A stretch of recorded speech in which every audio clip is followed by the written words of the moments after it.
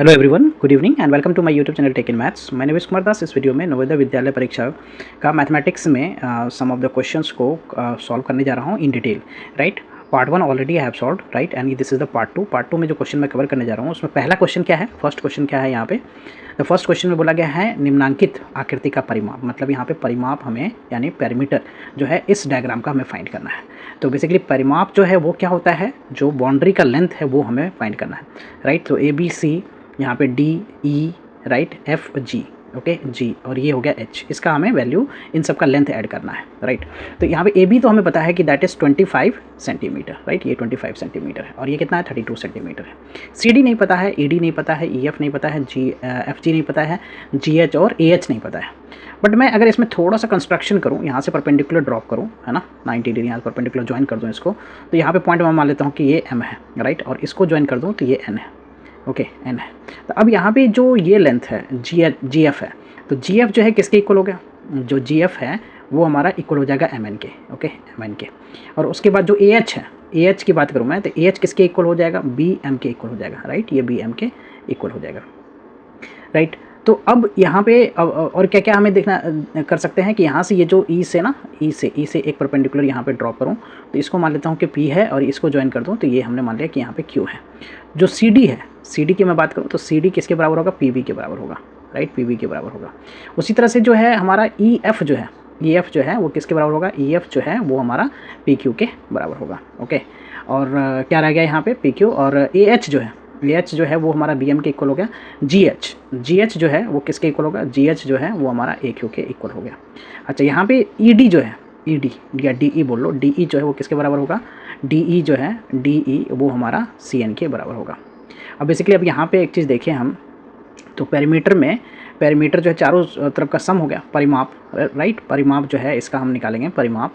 तो इसमें A B, right, A B हो गया, प्लस का क्या हो गया, बी सी हो गया, फिर जाके क्या हो गया, सी डी हो गया, फिर क्या हो गया, डी ई हो गया, डी ई को ऐड करेंगे, फिर क्या हो गया, ई एफ हो गया, फिर क्या हो गया, एफ जी हो गया, ओके एफ जी, और फिर जी एच, राइट, जी एच, और उसके बाद क्या है हमारा, जी एच के बाद क्या है, ए एच, ए एच है। अब यहाँ पे कुछ चीज़ों को मैं एक साथ कंबाइन करूँ, A B plus B C तो ठीक है, बस जो सी डी है वो हम लिख लेते हैं यहाँ पे क्या, पी बी के इक्वल है, राइट, पी बी के इक्वल है। और डी ई जो है, डी ई जो है वो हमारे किसके इक्वल है, एन सी के इक्वल है, तो एन सी लिख लिया हमने। ई एफ जो है फिर से हम यहाँ पे पी क्यू के इक्वल लिख सकते हैं, और एफ जी जो है वो हमारा एम एन के इक्वल हो गया, एम एन के इक्वल हो गया, और जी एच जो है वो हमारा ए क्यू के इक्वल हो गया, और ए एच जो है, ए एच जो है वो हमारा बी एम के इक्वल हो गया, बी एम के इक्वल हो गया, तो ये लिख लिया हमने। अब एक तरह से देखा जाए तो A B plus B C तो ठीक है, राइट, पी बी, ये जो पी बी है, राइट, पी बी प्लस और मैं ए क्यू, पी क्यू और क्या क्या रख सकते हैं, ए क्यू, इसको एक साथ रख लिया, राइट, एक साथ इसको रख लिया हमने, एक ब्रैकेट के अंदर रख लेता हूँ मैं। और दूसरा जो है यहाँ पे क्या क्या रह गया हमारा, ये जो डी ई एन सी के बराबर है, एन सी मतलब एन सी हो गया, एन सी हो गया, एम एन हो गया, एम एन हो गया, और एक रह गया हमारा B M, right, B M, इसको एक साथ रख लिया। तो यहाँ पे A B plus B C तो ठीक है, A B plus B C, जो P B plus P Q plus A Q है इसको हम क्या लिख सकते हैं, ए बी लिख सकते हैं। आप डायग्राम में देखो, ये जो पी बी है, पी बी और पी क्यू और ए क्यू, ये हमारा क्या हो गया, ए बी हो गया, राइट, इसको हमने ए बी लिख लिया। उसी तरह से N C, right, N C, ये एन सी, एम एन और बी एन, इसको हम क्या लिख सकते हैं, बी सी लिख सकते हैं। तो एक तरह से ये टू क्या हो गया, two A B plus two B C, two A B plus two B C, two A B plus two B C, ये हो गया। और टू ए बी का लेंथ तो हमें पता है वो है 25, और बी सी का लेंथ पता है दैट इज़ 32, राइट। अगर डायग्राम में आप देखो तो ये 25 है और ये कितना है, 32 है। बस अब हमें इसे सिंप्लीफाई करना है, तो ये तो 2 × 25 जो है 50 हो गया, और प्लस का ये 64 हो गया। अब इसको ऐड करेंगे तो कितना होगा, 114, और 114 सेंटीमीटर, ओके सेंटीमीटर। तो ये हमारा परिमाप हो गया। 114 सेंटीमीटर कौन सा ऑप्शन है, सो ऑप्शन में अगर देखें तो ऑप्शन 4 जो है वो हमारा आंसर है इसका। अब आते हैं नेक्स्ट क्वेश्चन पे। अगला क्वेश्चन जो है हमारा क्या है, अगले क्वेश्चन को आप ध्यान से पढ़ो। तो क्वेश्चन नंबर 2 में बोला है कि एक दूध के बर्तन को पूरा भरने पर 50 लीटर आता है, राइट। बर्तन में कुल 20 लीटर दूध आता है, राइट। बर्तन में जो है 50 लीटर पूरा दूध आता है, और बर्तन में भरा हुआ दूध कितना बोला गया है यहाँ पे, 3/4 भाग दूध जो है वो भरा हुआ है। तो 3/4 भाग मतलब 50 लीटर का है ना, 50 लीटर का 3/4 भाग, तो 3/4 और इंटू क्या कर देना है 50, राइट। कितना दूध है उसमें, तो इसको मैं 2 और इसको कैंसिल करूँ तो ये होगा 25, राइट। तो 75/3 जो है 75/2 ये जो लीटर है, राइट, इतना लीटर दूध क्या है हमारा बर्तन में भरा हुआ है, राइट, दूध है। अब इसका जो है 1/4 जो है इस मात्रा का 1/4 लीटर जो है खाली कर लिया गया, ठीक है। खाली कितना किया गया, खाली जो है खाली किया गया दूध जो है, खाली किया गया दूध है ना, खाली किया गया बर्तन से दूध, खाली किया गया बर्तन से दूध। पहले से दूध है हमारा कितना है उसमें 75/2 लीटर। अब उसमें से 1/4 खाली किया गया, तो 1/4 का मतलब है 1/4 इंटू 75/2, राइट। तो इतना दूध जो है 75/8 लीटर दूध जो है वो खाली हुआ है, राइट। तो इतना दूध खाली हुआ है, तो अब बचा कितना है, बचा हुआ दूध कितना है, बचा हुआ दूध जो है, बचा हुआ दूध बर्तन में कितना बचा हुआ दूध है वो हमें निकालना। बचा हुआ दूध बर्तन में जो निकालना है हमें, वो क्या करेंगे, पहले से दूध हमारा कितना 75/2 हो गया, और ये हमारा खाली हुआ है इतना दूध निकाला गया है। सो ये हमने माइनस कर देना है। तो अब एलसीएम अगर मैं लूँ, ये 75/8, राइट, 75/8, तो एलसीएम यहाँ पे लूँ मैं, तो एलसीएम 8 हो जाएगा, और ये जो 4 से मल्टीप्लाई होगा तो ये हो जाएगा कितना 300, राइट। ये हो गया हमारा कितना 75 इंटू 8, राइट, 75 इंटू 8, ये होगा 300 माइनस 75, तो इसको सब्ट्रैक्ट करता हूँ मैं, राइट। ये होगा 225/8 लीटर। अब दूध, इतना लीटर दूध जो है हमारे बर्तन में बचा हुआ है। अब इसके बाद क्या है, इसके बाद जो है हमारा क्या बोला गया है यहाँ पे, बचा हुआ दूध की मात्रा जो है कि कितना दूध इसमें और डालेंगे कि वो बर्तन भर जाएगा। तो हमें क्या करना है, तो वो जो है कितना दूध और बर्तन में डालने पे बर्तन पूरा भर जाएगा। तो बर्तन का जो है, बर्तन में अब जो है कितना दूध डालना पड़ेगा ताकि बर्तन में जो है दूध जो है कितना हमें डालना है, राइट। कितना दूध बर्तन में दूध कितना डालने पर बर्तन भर जाएगा, बर्तन क्या है भर जाएगा, राइट, भर जाएगा। तो कितना दूध उसमें भरना है, पहले से कैपेसिटी हमारा क्या 50 है, और अभी दूध कितना है उसमें, वो है कितना 225/8, राइट, 225/8। तो इतना हम माइनस कर देते, तो उतना दूध हमें और डालना होगा। तो अब यहाँ पे एलसीएम ले लूँ मैं 8, तो ये हो जाएगा 400 और माइनस 225, तो इसको सब्ट्रैक्ट करेंगे, ये कितना हो जाएगा 175/8। और 175 को 8 से अगर डिवाइड करें हम, तो ये हो जाएगा 21 फ्रैक्शन में, मतलब मिक्स फ्रैक्शन में बाई 7/8, राइट। अगर मैं इस ऑप्शन के इतना लीटर दूध हमें और डालना पड़ेगा बर्तन में, तो हमारा क्या होगा, बर्तन भर जाएगा, 50 लीटर का बर्तन पूरा भर जाएगा। तो 21/7 अगर मैं ऑप्शन देखूं तो कौन सा ऑप्शन है, तो ऑप्शन नंबर 2 जो है वो करेक्ट ऑप्शन है, राइट। अब आते हैं अगले क्वेश्चन पे, राइट। अगला क्वेश्चन हमारा, ये सारे क्वेश्चन मैं डिटेल में एक्सप्लेन कर रहा हूँ सो दैट कि आपको कंसेप्ट क्लियर हो जाए, ओके। तो अब अगला क्वेश्चन हमारा है क्वेश्चन नंबर 3। अब इस क्वेश्चन को देखो आप, क्या बोला है कि 15 पेनों का मूल्य जो है, 15 पेनों का मूल्य जो है, 15 कलम का मूल्य जो है, पेनों का मूल्य जो है वो कितना दे रखा है, ये जो है हमें दे रखा है यहाँ पे कितना 300 रुपये, राइट, 300 रुपये गिवन है 15 कलम का कीमत, राइट। अब इसमें कह रहा है 7 पेन का, तो पहले एक कलम का हम निकाल लेते हैं, एक पेन का जो है मूल्य निकाल लेते हैं। एक पेन का मूल्य निकालेंगे कैसे, तो 300 को 15 से डिवाइड कर देते हैं, यहाँ से सीधा ये कट जाएगा 20 रुपये। एक कलम का कीमत जो है वो 20 रुपये हो गया। अब 7 कलम का पूछ रहा है, 7 पेनों का कीमत, 7 पेनों का मूल्य हम यहाँ पे निकाल सकते हैं। एक का हमने फाइंड कर लिया, एक नियम का रूल हो गया ये, तो एक का फाइंड कर लिया। अब इसको 7 से 20 को मल्टीप्लाई कर देंगे, तो 140 रुपीज़ जो है, 140 रुपीज़ जो है वो 7 कलम का कीमत हो गया। तो कौन सा ऑप्शन है, तीसरा ऑप्शन है, राइट। ठीक है, अब अगला क्वेश्चन की तरफ बढ़ते हैं। तो अगला क्वेश्चन आप देखो ना क्या है यहाँ पे। अगला क्वेश्चन जो है क्वेश्चन नंबर 4, क्या कह रहा है, एक प्रिंटर है, वो क्या कर रहा है कि एक आर्टिकल की कितना है 16,200 कापियाँ, ठीक है, 12 घंटे में निकाल देता है। तो 3600 कापियाँ निकालने में उससे कितना मिनट लगेगा। अच्छा, तो इस क्वेश्चन को करना, ये भी एक नियम का ही क्वेश्चन है, एक नियम से करेंगे। तो पहले तो 12 घंटा को हम लोग क्या करते हैं, मिनट में चेंज कर लेते हैं। 12 घंटा जो है ना, 12 घंटे को मिनट में चेंज करेंगे, मिनट में पूछा है ना, तो 12 गुना कितना करेंगे 60, राइट, 12 पंजे 60, 12 7 72, 720 मिनट है ना, 720 मिनट ये हो गया। यानी 720 मिनट में ये 720 मिनट में कितना कॉपी निकलता है 16,200। तो मैं ऐसे लिख लूँ कि कितने मिनट में निकालेगा, तो 16,200 जो है कापियाँ है ना, कापियाँ जो है वो कितने मिनट में निकालता है, इतने कापियाँ जो है, कापियाँ एक 720 मिनट में, 720 मिनट में निकालता है, राइट। 720 मिनट में जो है उसको प्रिंट करता है, 720 मिनट में प्रिंट करता है, राइट, प्रिंट करता है 720 मिनट में, ओके। तो एक कापी का हम टाइम निकाल लेते हैं, एक कापी का टाइम निकाल लें तो 720 बटा क्या कर देंगे 1620, एक कॉपी का ये टाइम हो जाएगा मिनट में, राइट। तो कितना कॉपी है, कितना कॉपी है, एक कॉपी का हो गया, एक कॉपी का टाइम हमने निकाला है यहाँ पे। अब कितना के लिए पूछा है, कितना के लिए पूछा है वो देखो आप, 3600 के लिए पूछा है। तो 3600 कापियाँ के लिए ये जो एक कॉपी का है उसमें हम क्या करेंगे, मल्टीप्लाई कर देंगे 3600 को। अब यहाँ से क्या करना, सिंप्लीफाई करना, 0 से 0 कैंसिल हो गया। 162 है, इसको कैंसिल कर दो 2 से 81 है ना, और इसको कर देते तो 18। अब ये 9 से कैंसिल होगा 2 बार में, ये 9 से कैंसिल होगा 9 बार में, और ये 9 से 72 कैंसिल होगा 8, 80 हो गया है ना। 80 गुना 2 160, 160 मिनट जो है वो लगेगा 3600 कॉपी को प्रिंट करने में, 160 मिनट। तीसरा ऑप्शन सही ऑप्शन है ना। आते हैं अगले क्वेश्चन पे। तो अगला क्वेश्चन जो है क्वेश्चन नंबर 5 है। 5वां नंबर क्वेश्चन क्या कह रहा है, 5वां नंबर क्वेश्चन अब पढ़ो। एक बस की चाल, मतलब चाल दे रखा है, स्पीड दे रखा है, चाल को इंग्लिश में स्पीड कहते हैं। तो स्पीड जो है ना वो क्या दे रखा है, स्पीड जो है दे रखा है 72 किलोमीटर है ना, किलोमीटर ये दे रखा है प्रति घंटा है ना, प्रति घंटा ये दे रखा है। किसकी चाल, एक ट्रेन बस की चाल दे रखा है, बस की चाल दे रखा है।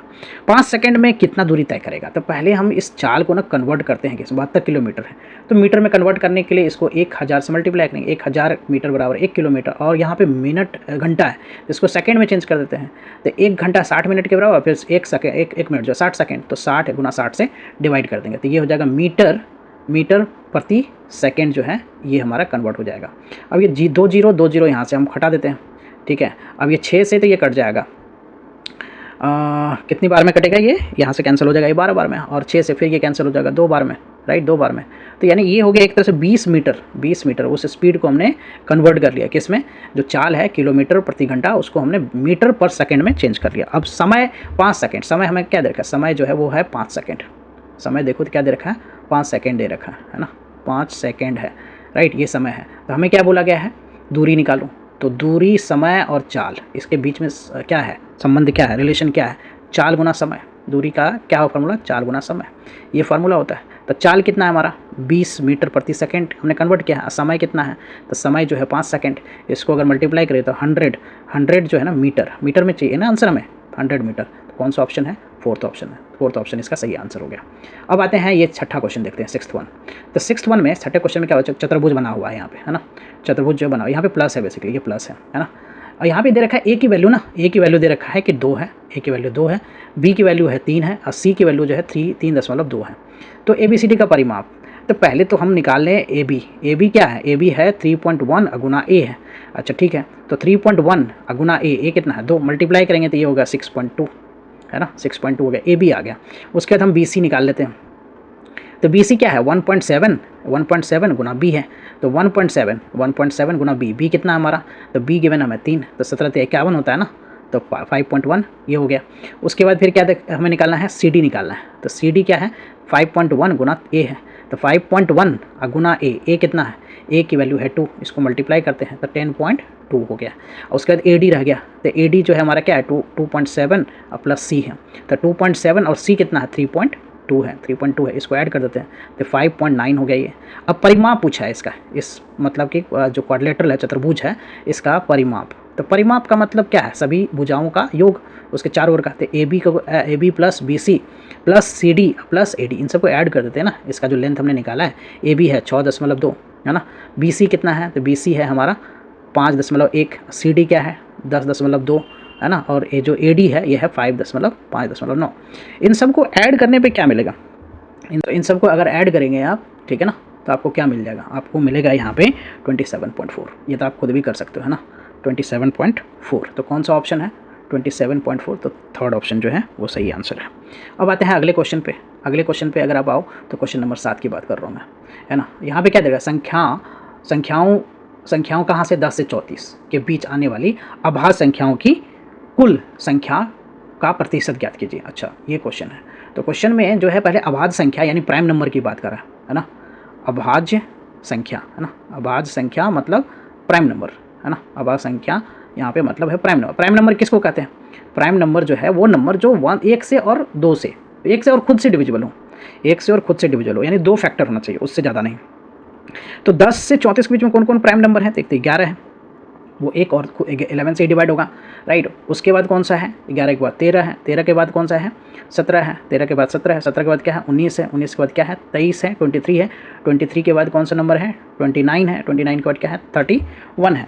तो ये हमारे सारे प्राइम नंबर है। वैसे स्मॉलेस्ट प्राइम नंबर जो होता है वो 2 होता है, वही एक इवन नंबर है, बाकी सारे ऑड हैं, है ना। तो 11, 13, 17, 19, 23 और 29 और 31 ये हमारे हो गए थे टोटल। कुल अगर मैं बोलूँ कि 10 से लेके 34 तक, है ना, 34 तक जो है कुल अभाज्य संख्या, कुल अभाज्य संख्या, अभाज्य संख्या मतलब प्राइम नंबर, राइट। कुल अभाज्य संख्या जो है वो हम यहाँ पे देखें तो कितना है, तो ये हमारा जो संख्या है, ये संख्या कितना है, 7 है टोटल, ठीक है ना, टोटल 7 है। अब इसका प्रतिशत बोला है, प्रतिशत निकालना हमें, है ना, प्रतिशत कितना है 10 से लेके 34 तक में। तो 10 से लेके 34 तक में वैसे टोटल नंबर्स कितने होंगे, तो टोटल नंबर्स हो गया हमारा 25, है ना। टोटल नंबर जो है 25, 1 से 34, 1 से लेके 34 में से 9 माइनस कर देते हैं, है ना, 1 से 34 तक में 9 माइनस कर देते हैं, तो ये कितना हो गया हमारा 25 हो गया, ठीक है। तो प्रतिशत में निकालना है तो हमारा 25, यहाँ पे कितना है टोटल, तो हमारा 25 हो गया। लेकिन अभाज्य संख्या कितना है, अभाज्य संख्या हमारा 7 है, तो 7/25 टोटल प्रतिशत निकालने के लिए हम जो करेंगे यहाँ पे 7/25 गुना क्या 100 प्रतिशत निकाले, इसको मल्टीप्लाई कैंसिल करते हैं 4 बार में ना, तो ये होगा 7 गुना 4 28% जो है इसका आंसर होगा। पहला ऑप्शन सही ऑप्शन है, ठीक है। अब आते हैं अगला क्वेश्चन, ठीक है, इस वीडियो का लास्ट क्वेश्चन एक तरह से। अब क्या बोला गया यहाँ पे, एक बस जो है ना ए से बी तक जाती है, ठीक है ना, ए से बी तक जाती है, एक कोई स्टेशन है, ठीक है ना, ए और बी, यहाँ से ए से बी तक जाती है। इसके बीच का दूरी कितना दे रखा है, 350 किलोमीटर, 350 किलोमीटर दे रखा है। अच्छा, इसका स्पीड, दूरी पर ही मैं लिख देता हूँ, दूरी कितना दे रखा है, दूरी दे रखा है 350 किलोमीटर, ठीक है, किलोमीटर ये लिख लिया हमने। और उसका स्पीड जो है ना, मतलब कि एक तरह से चाल, है ना, चाल की बात कर रहा हूँ मैं, तो चाल कितना है 75 किलोमीटर प्रति घंटा, है ना, प्रति घंटा, ये उसकी चाल है, राइट। अब क्या बोला गया है यहाँ पे, तो ये कितने घंटे में, ठीक है ना, यानी समय बोला है निकालने में, समय निकालना है, राइट। तो समय निकालने के लिए क्या करूँगा मैं, समय निकालने के लिए जो दूरी है उसको डिवाइड कर दूँगा किससे, चाल से, ठीक है। ये रिलेशन आपको याद कर लेना है। तो दूरी है 350, ठीक है, चाल है कितना 75। तो अब मैं इसको पहले 5 से कैंसिल कर देता हूँ, 25 से ही भी कैंसिल कर सकते हैं हम इसको, है ना। तो यहाँ से अगर 5 से कैंसिल करूँ तो ये हो जाएगा 15, राइट। और इसको 5 से कैंसिल करूँ तो कितना हो गया, ये हो गया हमारा 70, है ना। फिर इसको मैं 5 से कैंसिल करूँ तो ये हो गया 3, राइट, और ये हो गया 14। तो 14/3 का मतलब इसको हम फ्रैक्शन में चेंज करेंगे, 4 2/3 घंटा, 4 2/3 घंटा जो ना इसका आंसर हो गया, है ना। तो 4 2/3 तो पहला ऑप्शन जो है वो हमारा सही ऑप्शन है, राइट। होप आप सबको ये सारे आंसर डिटेल में समझाया गया है। तो अगले वीडियोस में मैं और सारे क्वेश्चन को कवर करूँगा। Thank you for watching. Basically ये सारे क्वेश्चंस एक स्टूडेंट के द्वारा पूछा गया है, सो मैं इसको कवर कर रहा हूँ। Thank you for watching. Please consider subscribe my channel so that I can upload more videos. Bye bye, take care.